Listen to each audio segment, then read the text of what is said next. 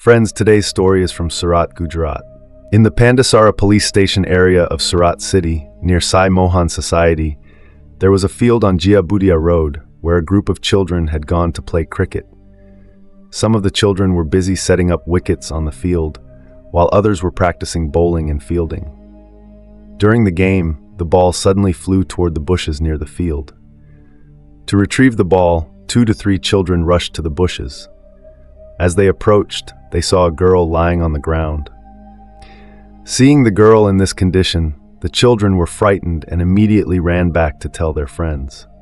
They informed the other children about the girl lying in the bushes. All the children then went together toward the bushes. When they reached the bushes, they were shocked by the sight before them.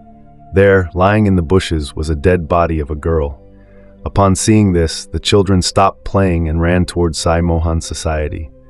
Once there, they told the people nearby about the incident. After receiving the information from the children, many people rushed to the bushes. They confirmed that there was indeed a girl's body lying there. The people immediately informed the police. Within a short while, the Pandasara police arrived at the scene. They inspected the spot and carefully examined the body lying in the bushes. The body was of a girl approximately 10-11 years old. She was wearing a blue and white t-shirt and blue pajama pants. There were clear signs of injuries and bruises on her neck and other parts of her body. The police tried to identify the girl by asking people nearby, but no one could recognize her. Following this, the police conducted a panchnama and sent the body for post-mortem at the civil hospital. The initial post-mortem report revealed that the girl had been brutally assaulted. The report also indicated that her murder occurred a few hours before, and her neck had been strangled. The Pandasara police took the matter seriously and immediately filed a case under charges of murder, brutality, and POCO Act against an unknown suspect. Since the girl's identity could not be established, the police suspected that she had been murdered elsewhere, and her body had been brought and dumped here. For the police, the most crucial task was identifying the girl. To do so, they sent her photograph along with details to the state control room. They also checked missing girls' reports from different police stations in the city. Despite their efforts, no information about the girl could be found. This incident occurred on April 6th, and as of then, the girl's identity remained unknown. The very next day, the police appealed to the public for help in identifying the girl and announced a reward of $20,000 for anyone providing information. They also assured that the identity of the informant would remain confidential. However, even after this announcement, no information about the girl surfaced. Therefore, the police continued with their investigation. In the meantime, on April 9th, near Jiabi village, close to the highway, the decaying body of a woman was found in some bushes. This location was not far from where the girl's body had been discovered near Sai Mohan Society. The woman's body was quite old, and after post-mortem, the initial report revealed that she was between 35 and 40 years old and had been strangled to death several days prior. The woman's identity also could not be established. Within 4 days, 2 bodies, one of a girl and the other of a woman, were found in the same area, creating a sensation in the locality. Since neither body could be identified, the police were facing difficulties in the investigation. Identification of bodies typically plays a crucial role in moving an investigation forward. Since the 2 bodies were found just 2 kilometers apart in the same area, the police suspected that there might be a connection between them. They hypothesized that the woman could possibly be the girl's mother. To confirm this theory, the police sent samples from both bodies for DNA testing. Additionally, they checked the CCTV footage from the area where the girl's body was found. The footage showed a black hatchback car around 4:30 a.m. After analyzing the footage, the police identified that the car was black in color. They then gathered information about all black hatchback cars in the Beeston area and also requested data on such cars from the RTO. The attention was drawn to the car number GJ5CL8520. Upon investigation, it was found that this car was registered in the name of Ram Naresh, a resident of Samishwar Nagar in Beeston. The police called Ram Naresh to the station for questioning. He stated that on April 6th, his car was taken by Har Sahai Gurjar. After this, the police started searching for Har Sahai Gurjar. It was found that he lived with his older brother Har Singh in a building in Samishwar Society, Pashtan. Har Sahai Gurjar was a marble contractor and originally from Kurkura Kurd village near Gangapur city in the Sawai Madhopur district of Rajasthan. His family included a wife and 2 sons. One son lived with him in Surat, while the other lived in the village. After gathering full information about Har Sahai, the police raided his house in Sameshwar Society, Surat. However, Har Sahai was not found there. Neighbors informed that Har Sahai had left for the village with his wife and children a few days ago, taking all his belongings. Later, with the help of the Sawai Madhopur police, the Ahmedabad crime branch captured Har Sahai on April 20th in Kurkura Kurd village. Surat police brought Har Sahai back to Surat for interrogation. Meanwhile, DNA tests confirmed that the body of the woman found near Pandasara was identified as that of the mother of an 11-year-old girl who had been brutally abused. DNA reports also proved that the bodies of the woman and the child were mother and daughter. In the interrogation of Har Sahai, it was revealed that the mother and daughter were victims of human trafficking. They had been tortured for several days before being murdered. Later, the police arrested some of Har Sahai's associates. It was discovered that Har Sahai had moved to Surat years ago with his older brother Har Singh. He took contracts for installing marble in buildings and houses. He lived in a rented house in Sameshwar Society, Pashtan, with his wife Ramadevi and their younger son Priyanshu. His older son Dipanshu lived in the village. Har Sahai employed a young man named Kuldeep. Kuldeep was unmarried and had purchased a woman for marriage from Rajasthan for 35,000 about 6 months ago. The woman also had an 11-year-old daughter. However, Kuldeep's family refused to let him marry the woman. Kuldeep informed Har Sahai, who agreed to take in the woman and her daughter. Kuldeep and his friend Mukesh then handed the woman and her daughter over to Har Sahai. Har Sahai arranged for them to stay near Kamraj in Surat at a place where tiles were being fitted. He took full care of their food, lodging, and needs. In return, Har Sahai had an illicit relationship with the woman. Such truths do not remain hidden for long, and eventually it came to light. A few days later, Har Sahai's wife, Ramadevi, found out that her husband was keeping another woman. Har Sahai often took clothes and items for this woman, returning after many hours. When Ramadevi questioned him, Har Sahai started avoiding the subject. One day, Ramadevi hired a trusted person to investigate her husband's activities. The person revealed that Har Sahai was keeping another woman.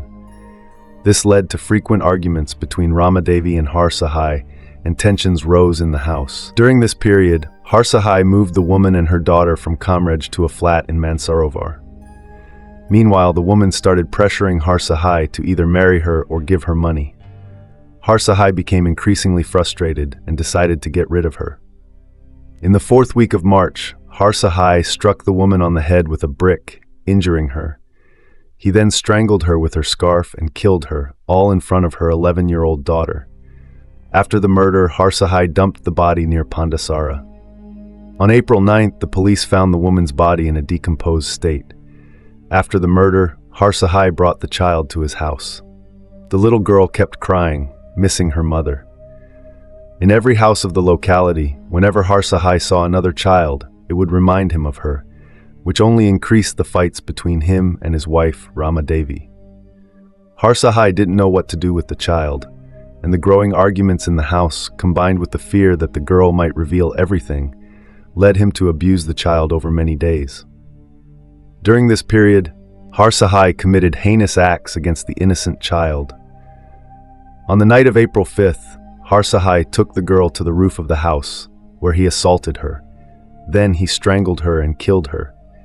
The only reason he killed her was the fear that she might reveal the truth about her mother's murder. On the morning of April 6th, Har Sahai threw the girl's body in the bushes behind the Sai Mohan Society near the cricket ground in Ram Naresh's car. Later that day, children playing cricket discovered the body, and the Pandasara police were informed. The police then recovered the body.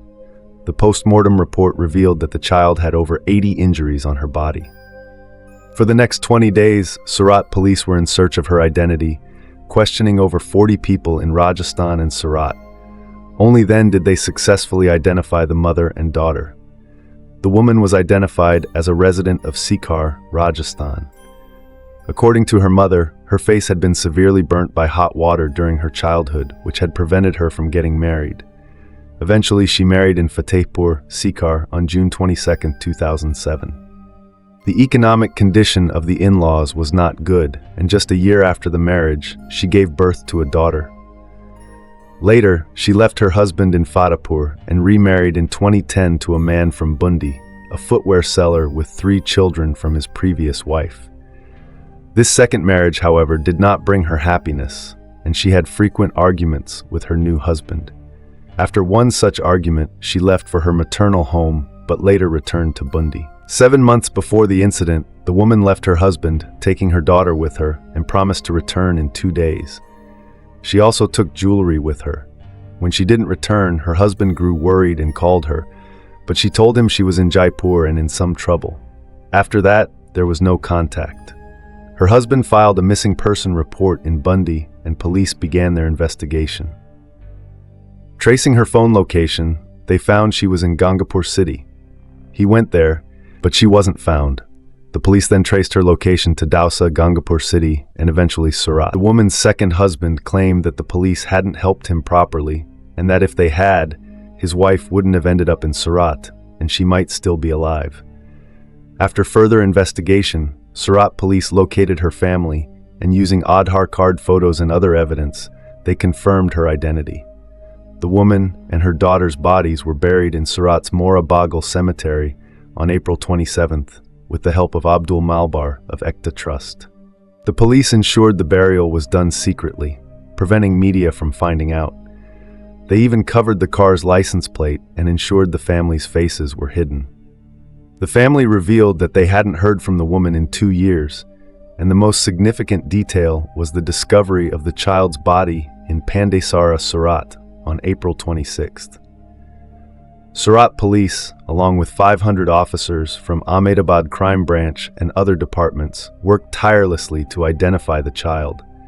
They visited over 8,000 homes and posted posters all over the city, offering a reward of 2,000. They checked over 800 CCTV cameras around the Bestan area and tried matching the child's photo with missing children from surrounding states. They even posted pictures of the child in trains leaving Surat for other states.